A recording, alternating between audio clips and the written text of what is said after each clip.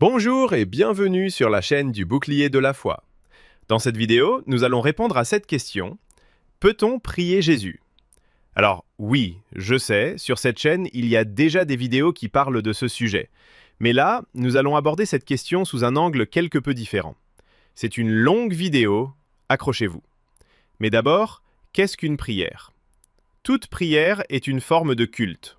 C'est ainsi que l'a défini la World Book Encyclopedia, qui déclare: la prière est une forme de culte par laquelle une personne s'adresse à Dieu pour exprimer sa piété, se confesser, le remercier ou le supplier.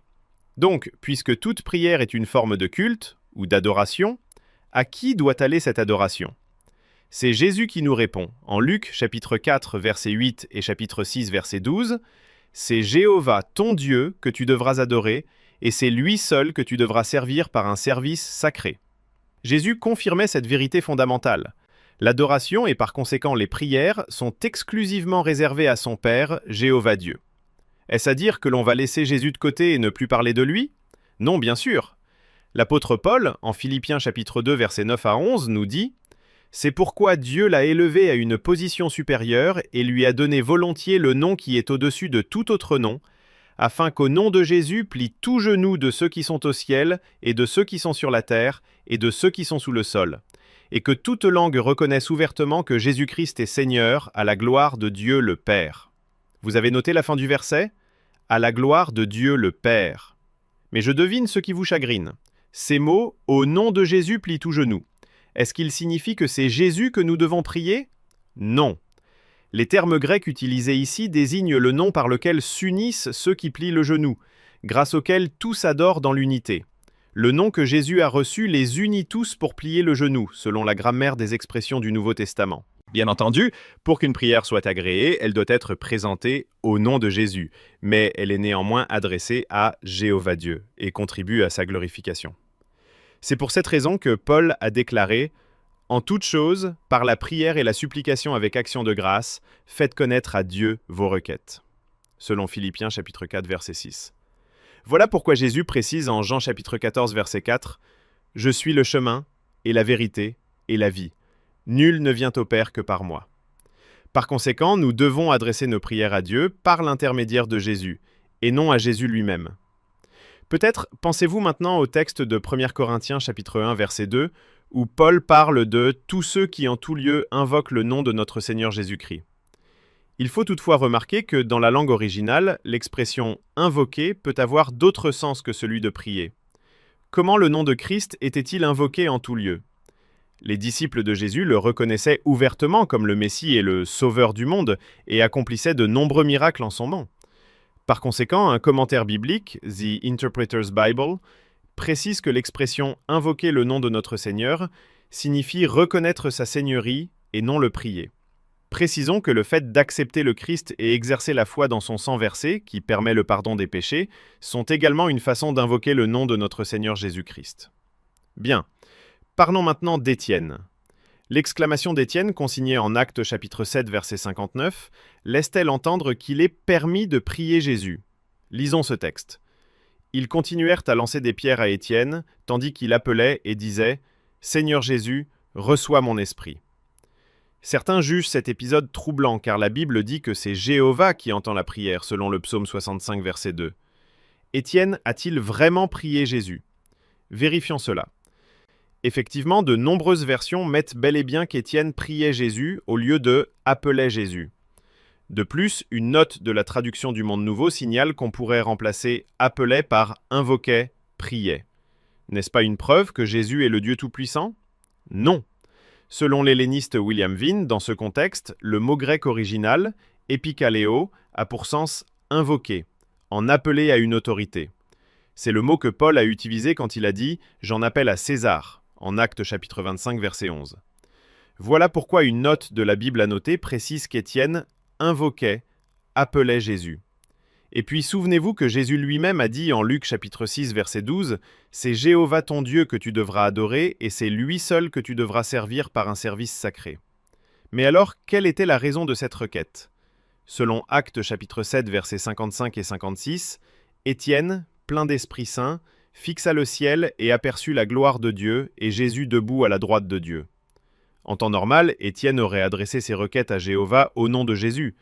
Mais en voyant dans cette vision Jésus ressuscité, il n'a pas hésité à en appeler directement à lui et de lui dire « Seigneur Jésus, reçois mon esprit ». Étienne savait que Jésus avait reçu le pouvoir de ressusciter les morts, selon Jean chapitre 5, versets 27 à 29. Il lui demandait donc de préserver son esprit, ou sa force vitale, jusqu'au jour où il le relèverait pour la vie immortelle dans les cieux. Cette exclamation d'Étienne nous autorise-t-elle à prier Jésus? Absolument pas. D'une part, Étienne a clairement fait la distinction entre Jésus et Jéhovah. Le texte dit qu'il a vu Jésus debout à la droite de Dieu. D'autre part, il s'agissait de circonstances exceptionnelles. Le cas ne s'est reproduit qu'une fois lorsque l'apôtre Jean s'est adressé directement à Jésus, qu'il apercevait lui aussi en vision en Révélation chapitre 22, versets 16 à 20. Poursuivons avec la lettre de Paul, 2 Corinthiens chapitre 12, verset 8. Certains présentent ce verset comme une preuve montrant que l'on peut rendre un culte au Seigneur Jésus. Lisons ce texte dans la Bible seconde de 1910. « Et pour que je ne sois pas enflé d'orgueil à cause de l'excellence de ces révélations, il m'a été mis une écharde dans la chair, un ange de Satan pour me souffleter et m'empêcher de m'enorgueillir. 3 fois j'ai prié le Seigneur de l'éloigner de moi, et il m'a dit « Ma grâce te suffit, car ma puissance s'accomplit dans la faiblesse. Je me glorifierai donc bien plus volontiers de mes faiblesses, afin que la puissance de Christ repose sur moi. » Maintenant, lisons le même passage dans la traduction du Monde Nouveau. « Pour m'empêcher de devenir orgueilleux, il m'a été donné une épine dans la chaise, un ange de Satan, pour me frapper sans cesse. De cette façon, je ne me remplirai pas d'orgueil. 3 fois j'ai supplié le Seigneur de m'enlever cette épine. Mais il m'a dit, « Ma faveur imméritée te suffit, car ma puissance est en train d'être rendue parfaite dans ta faiblesse. » Vous avez noté qu'au verset 8, la seconde 1910 traduit « parakaleo » par « prier » et que la traduction du Monde Nouveau le rend par « supplier ». Que nous dit la Bible Louis II et Strong? Parakaleo peut être traduit par « être consolé », prier, supplier, invoquer, demander. Quelle est la bonne traduction? Prier, qui laisse entendre que l'on peut rendre un culte à Jésus, ou supplier, qui est une demande pressante? Jésus nous répond en Luc chapitre 6, verset 12, « C'est Jéhovah ton Dieu que tu devras adorer, et c'est lui seul que tu devras servir par un service sacré. » Continuons avec le texte de Révélation chapitre 5, verset 8. Lisons ce texte dans la Bible second 21. « Quand il eut pris le livre, les 4 êtres vivants et les 24 anciens se prosternèrent devant l'agneau. Chacun tenait une harpe et des coupes d'or remplies de parfums, qui sont les prières des saints. » Maintenant, lisons le même passage dans la Bible de Lausanne. « Et quand il eut pris le livre, les 4 êtres vivants et les 24 anciens tombèrent devant l'agneau, ayant chacun des harpes et des fioles d'or remplies de parfums, lesquelles sont les prières des saints. » Dans ce verset, la seconde 21 traduit le mot grec « pipto » par « se prosternèrent » et la Bible de Lausanne par « tombèrent devant l'agneau ». Même question que précédemment, quelle est la meilleure traduction? Se prosterner, qui laisse entendre une adoration de l'agneau, ou tomber, qui définit un hommage rendu à l'agneau.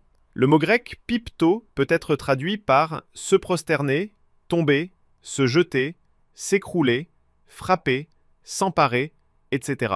Compte tenu de ce que nous dit Jésus en Luc chapitre 6, verset 12, « C'est Jéhovah ton Dieu que tu devras adorer et c'est lui seul que tu devras servir par un service sacré », c'est la version de Lausanne qui rend le plus honnêtement ce verset.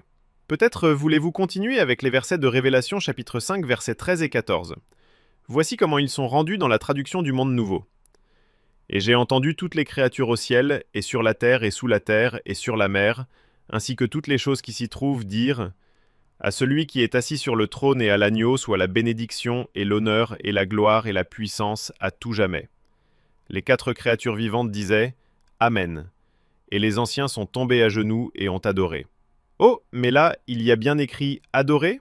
C'est exact, vous avez bien entendu, mais compte tenu de ce que nous dit Jésus en Luc chapitre 6, verset 12, « C'est Jéhovah ton Dieu que tu devras adorer et c'est lui seul que tu devras servir par un service sacré », qui est adoré, l'agneau ou celui qui est assis sur le trône? Celui qui est assis sur le trône, bien sûr, c'est-à-dire Jéhovah. Voilà, cette vidéo est terminée, j'espère que vous avez eu le courage de l'écouter jusqu'au bout et je vous dis à bientôt pour un nouveau sujet.